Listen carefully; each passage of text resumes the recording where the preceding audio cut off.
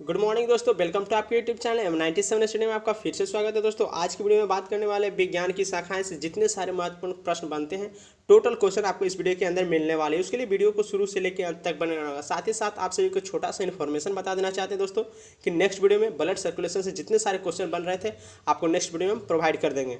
Topic wise आपका concept clear करेंगे दोस्तों, तो आपकी अच्छी तरह से पढ़ाई हो पाएगी। अगर आप चाहते हैं कि पैरा मेडिकल एग्जाम निकालें तो एक एक क्वेश्चन अच्छी तरह से याद करना होगा। साथ ही साथ आप सभी को बता दें दोस्तों कि मेरा जैसा ही तबीयत ठीक होगा आप सभी के बीच टेस्ट प्रोवाइड कर देंगे। तो दोस्तों उसके लिए चैनल पे बने रहना होगा। साथ ही साथ आप सभी को बता दें कि अगर आप इस चैनल पर पहली बार जुड़े हैं तो चैनल को सब्सक्राइब करें, लाइक करें और अपने दोस्तों के साथ शेयर जरूर करें। तो आइए दोस्तों क्वेश्चन की ओर बढ़ते हैं।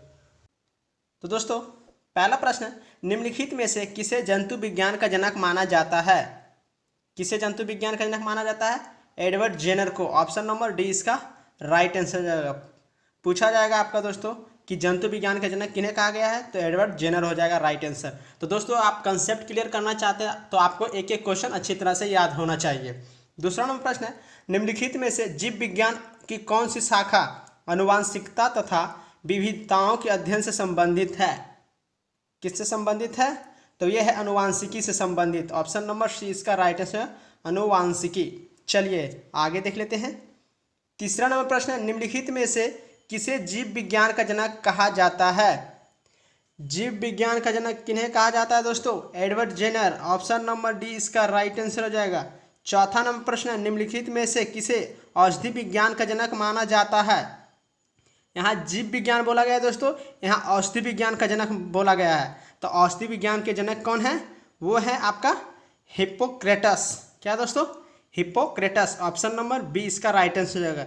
दोस्तों बहुत ही इंपॉर्टेंट क्वेश्चन है, इसलिए आप अच्छी तरह से एक एक क्वेश्चन करके याद कर लीजिए ताकि आपको एग्जाम देने में आसान लगे।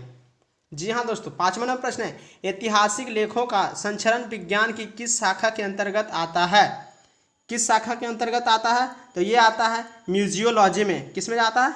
म्यूजियोलॉजी। ऑप्शन नंबर सी इसका राइट आंसर है म्यूजियोलॉजी। चलिए छठा नंबर प्रश्न है, जीवाश्म के अध्ययन को क्या कहते हैं?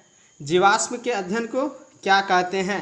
जीवाश्म विज्ञान कहते हैं। ऑप्शन नंबर डी इसका राइट आंसर है जीवाश्म विज्ञान।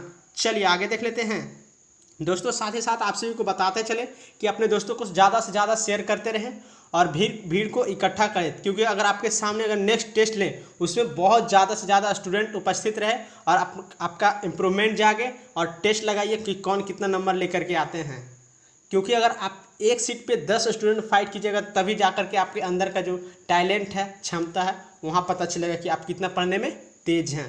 तो जितना से जितना हो सके अपने दोस्तों के पास ज़्यादा से ज़्यादा शेयर करें। जी हाँ दोस्तों, बहुत जल्दी आप सभी के बीच फिर से टेस्ट लेकर के आने वाले हैं।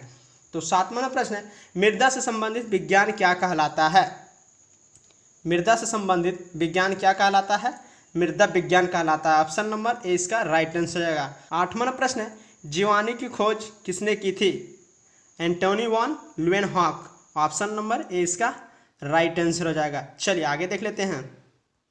नौवां नंबर प्रश्न है, फफूंद या कवक के अध्ययन को क्या कहते हैं? फफूंद या कवक के अध्ययन को क्या कहते हैं?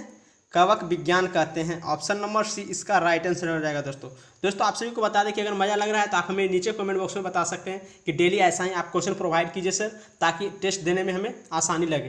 क्योंकि बहुत जल्दी जब हम टेस्ट लेंगे उसमें पता चलेगा कि आप कितना पढ़ते हैं और कितना पढ़ाई पर ध्यान देते हैं। जी हाँ दोस्तों, 10वां नंबर प्रश्न है, आनुवांशिकता के नियम प्रस्तुत किए गए थे? आनुवांशिकता के नियम प्रस्तुत किए गए थे, किन्होंने प्रस्तुत किए गए थे? तो मॉर्गन ने किए थे। किसने किए थे? मॉर्गन ने किए थे। 11 नंबर प्रश्न है, जीवों के उनके पर्यावरण के संबंध में अध्ययन को क्या कहते हैं? जीवों के उनके पर्यावरण के संबंध में अध्ययन को क्या कहते हैं? पारिस्थितिकी विज्ञान कहते हैं। ऑप्शन नंबर डी इसका राइट आंसर पारिस्थितिकी विज्ञान। 12 नंबर प्रश्न है, प्राणी विज्ञान की उस शाखा का नाम जिसमें पशु व्यवहार का वैज्ञानिक अध्ययन किया जाता है? किसमें वैज्ञानिक अध्ययन किया जाता है पशु व्यवहार का? तो वो किया जाता है इथोलॉजी में। किसमें किया जाता है? इथोलॉजी। ऑप्शन नंबर डी इसका राइट आंसर हो जाएगा। 13 नंबर प्रश्न है, औषधियों और उनके कार्य का अध्ययन क्या कहलाता है? औषधियों और उनके कार्य का अध्ययन क्या कहलाता है? औषधि विज्ञान कहलाता है। क्या कहलाता है दोस्तों? औषधि विज्ञान। ऑप्शन नंबर सी इसका राइट आंसर हो जाएगा। 14 नंबर प्रश्न है, डेंटोलॉजी विज्ञान की एक शाखा है। क्या दोस्तों? डेंटोलॉजी विज्ञान की एक शाखा है, उसका संबंध किसके अध्ययन के साथ है? उसका संबंध किसके अध्ययन के साथ है? तो दंत के साथ है। ऑप्शन नंबर सी इसका राइट आंसर है, दंत। चलिए आगे देख लेते हैं। 15 नंबर प्रश्न है, हृदय और उसकी बीमारियों के अध्ययन से संबंधित विज्ञान को क्या कहा जाता है? क्या कहा जाता है दोस्तों? कार्डियोलॉजी कहा जाता है। ऑप्शन नंबर ए इसका राइट आंसर है, कार्डियोलॉजी। 16 नंबर प्रश्न है, पक्षियों के वैज्ञानिक अध्ययन को कहते हैं। पक्षियों के वैज्ञानिक अध्ययन को क्या कहते हैं? ऑर्निथोलॉजी कहते हैं। क्या कहते हैं दोस्तों? ऑर्निथोलॉजी। ऑप्शन नंबर डी हो जाएगा।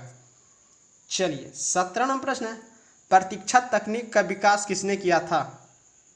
प्रतीक्षा तकनीक का विकास किसने किया था? एडवर्ड जेनर ने किए थे। ऑप्शन नंबर सी इसका राइट आंसर हो जाएगा। 18वां प्रश्न है, मधुमक्खियों के प्रजनन एवं प्रबंधन को क्या कहते हैं? प्रजनन अलग हो गया दोस्तों, प्रबंधन मतलब देख रेख होता है, अब प्रजनन मतलब वृद्धि दर, तो उसको क्या कहते हैं? एपीकल्चर कहते हैं। क्या कहते हैं? एपीकल्चर। चलिए दोस्तों आगे देख लेते हैं। 19वां प्रश्न है, एक्सोबायोलॉजी एक विज्ञान है जिसका संबंध है। एक्सोबायोलॉजी एक विज्ञान है जिसका संबंध है, किससे संबंध है? अन्य ग्रहों में जीवन के साथ। किससे संबंध है दोस्तों? अन्य ग्रहों में जीवन के साथ। राइट आंसर ऑप्शन बी हो जाएगा।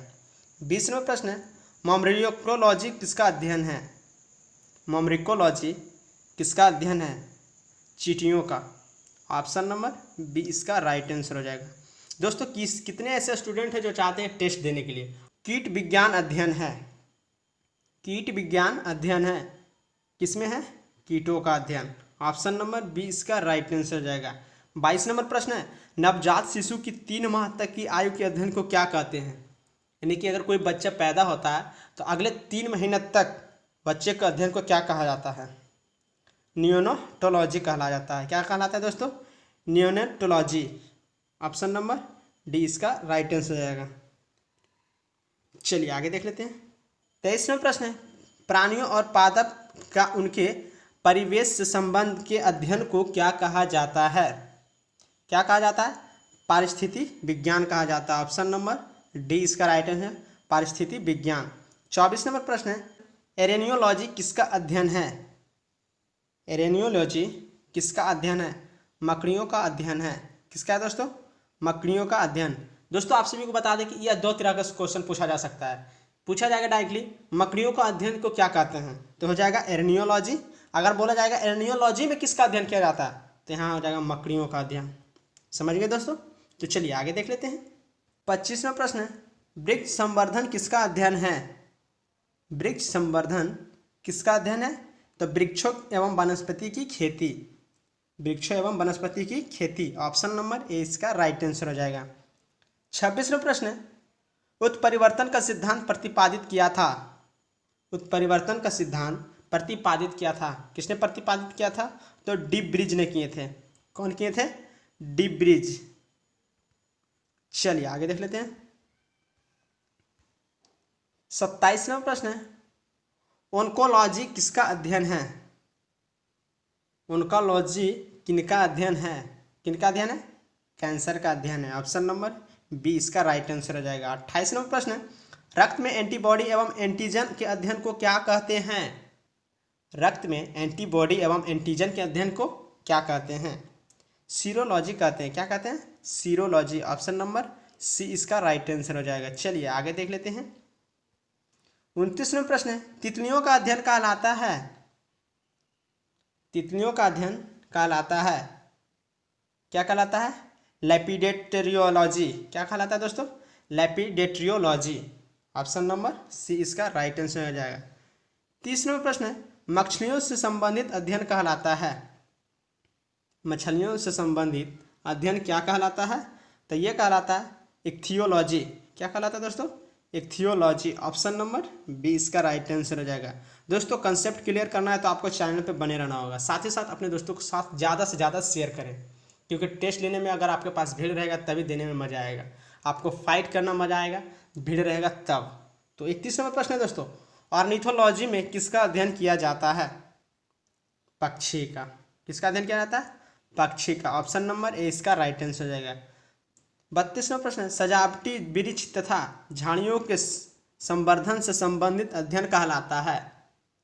क्या कहलाता है? आर्बोरिकल्चर। क्या कहलाता है? आर्बोरिकल्चर। ऑप्शन नंबर डी इसका राइट आंसर हो जाएगा।